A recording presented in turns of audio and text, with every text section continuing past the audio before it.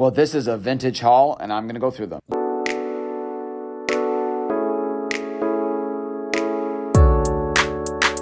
Ryan here from Little King Watches, and I'm so excited that this is the haul or the find that I had from the big antique show. Part of me thinks that I'm absolutely crazy, but I'm going to explain my reasoning. So I have some things on the right and some things on the left, but I'll start with the right. So I'm going to have some things that I may be a little bit more familiar with. So I have this probably 1940s or 1950s automatic Wittnauer, a brand that I absolutely love, with a really, really cool dial. Kind of gave me that like Omega Constellation type vibe. Either way, it's just something that I love. The secondhand sweep and the sector dial, not the sector dial, the crosshair dial. It's just a great piece, and it's actually a great size. This one's actually gonna be hard not to keep, but we'll see. Can't keep them all. Also, in the wristwatch world, I have this absolutely stunning, and it seems to be working really well, great sized, I'm gonna guess early 1920s wristwatch. Look at the size of this. Look at those see-through cathedral hands. Enamel dial, but just a great size, which you don't see. Haven't looked at the dial yet, but it does run, it does keep time. It does have these fixed lugs, so that's always a little bit interesting when changing bands, but that's gonna be really cool. Well, last but not least, the wristwatches. My own mistake, which I talked about in my how to buy vintage watches. I didn't even listen to my own rule. It ran, it's beautiful shape, but it doesn't run very long. So this one looks like it's going to be headed off to service.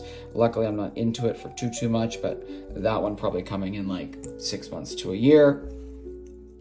I also have some really cool wristwatches here. I loved this one, the hands on this one. And it's also a pin set, which is just really cool.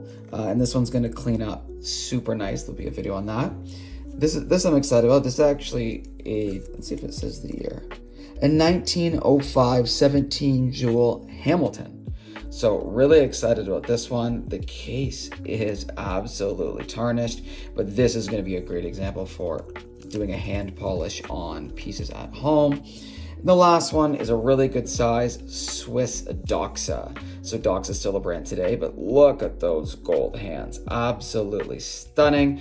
I had to have it. It's going to clean up well. It runs, it keeps time.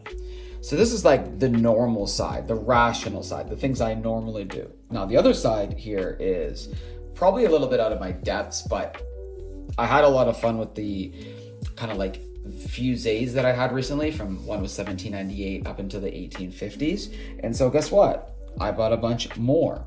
So if you look, I have to do a ton of research on them. This one obviously missing a second hand, and the minute hand is broken, but it has, as this is get reapplied, the bullseye glass, which is just rare.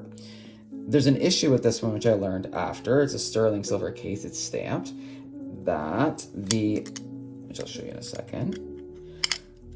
These hinges here should actually be in there, but it looks like the actual pin that goes through the hinges is missing. Hoping the watchmaker can fix that, but it's a beautiful case.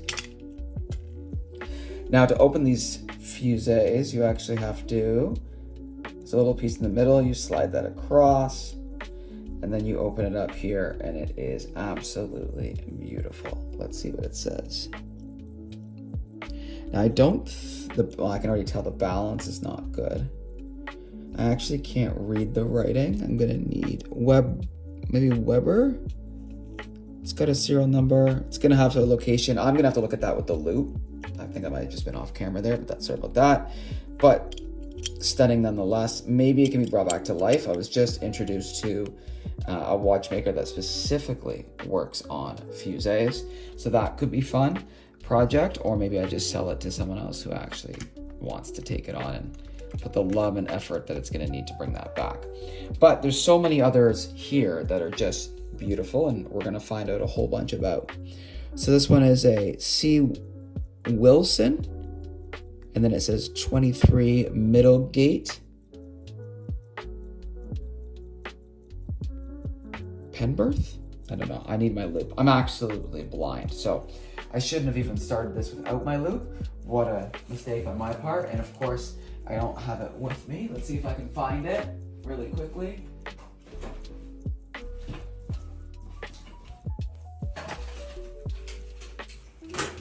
Ta-da. Okay, let's see. Yeah, Penberth. Okay, I have an unmarked one here, but the same idea. I'm assuming this one's gonna actually missing the crown. I can't get that open without my tool. That's fine. Oh, this should have been on the other side, actually. This is a working Waltham. Sell these all the time. I know those well. This one is a Rockford Watch Company, Illinois. So this is going to be beautiful. I don't know these as well, but it's got an absolutely beautiful movement. I don't think it's running. I don't think the balance is actually going. Oh, I might be absolutely wrong. It looks like the balance is actually good. We'll find out more about this with the serial numbers. Maybe this can actually be brought back, but I haven't actually wound them with my keys yet, so we're gonna see. I have this H. Samuel from Manchester. Oh, the actual case is open there. So we're gonna find out some more information, but that is an actual beautiful one. I've had a few watches from Manchester lately. Don't know why the actual cover was open, but we'll explore that a little bit more. This one I thought was super interesting. It says Improved Patent was the name. And so, no, it's a fixed back, so this is gonna be a Fusee as well, I believe. Let's see if I can actually get it.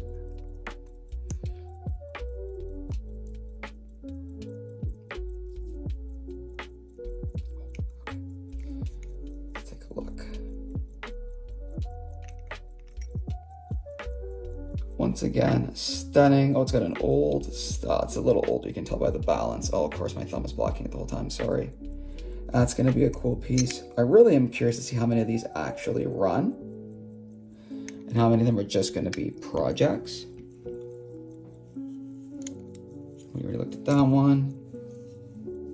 This is, oh yeah, we looked at this one already. Okay. This one is super cool. It is the Empress English lever, and it's JG. I'm gonna take it off for a second, sorry. Great in Sheffield. Let's see what we can find about this guy. I believe this is also gonna be a Fusee, so it's gonna be from the front. I loved the dial on this one. Okay.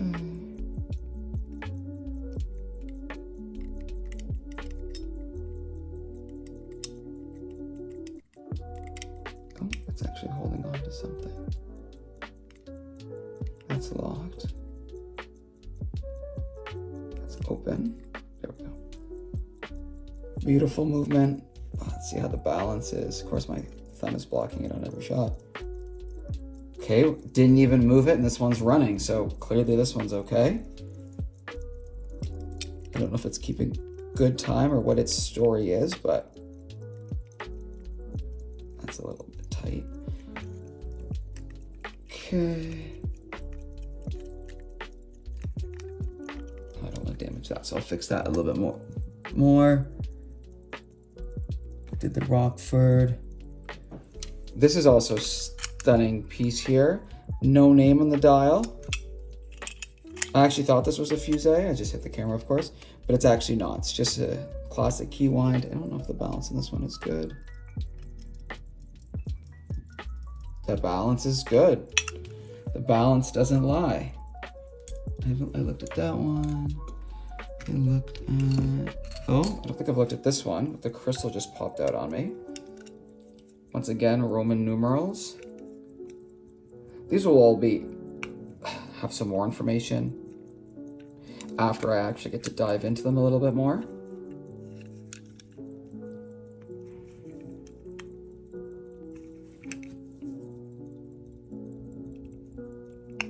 I'm strong on the fingernails.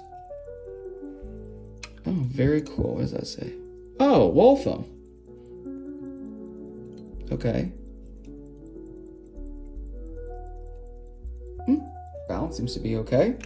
It's actually an unmarked Waltham with the crystal that popped out. So some really cool things that I found here. Like I said, this whole side of pocket watches was a little bit of a gamble, but something that I think could be a lot of fun. Oh, actually, sorry. I did actually forget one. I forgot this other H. Samuel Hunter case. I think the main reason why I bought these was because if I didn't, the chances of these getting melted down for the silver based on who had them was very, very high. So in a way, I felt like I had to save them. Oh, wow. Okay. I have never seen a pocket watch movement that looks like this. That's really cool. I can't wait to actually get together with some of my more watch nerd friends and find out a ton about these, because they are the real pocket watch experts. But these are all going to get cleaned up. There's going to be videos of me actually polishing them. There's going to be individual videos on them. And then most of them are going to be for sale. I don't foresee me keeping anything at this point. So if something really jumps out at you that you love, make me an offer. Otherwise, they'll be on littlekingwatches.com soon. Thank you for watching. And as always, follow for more vintage watches.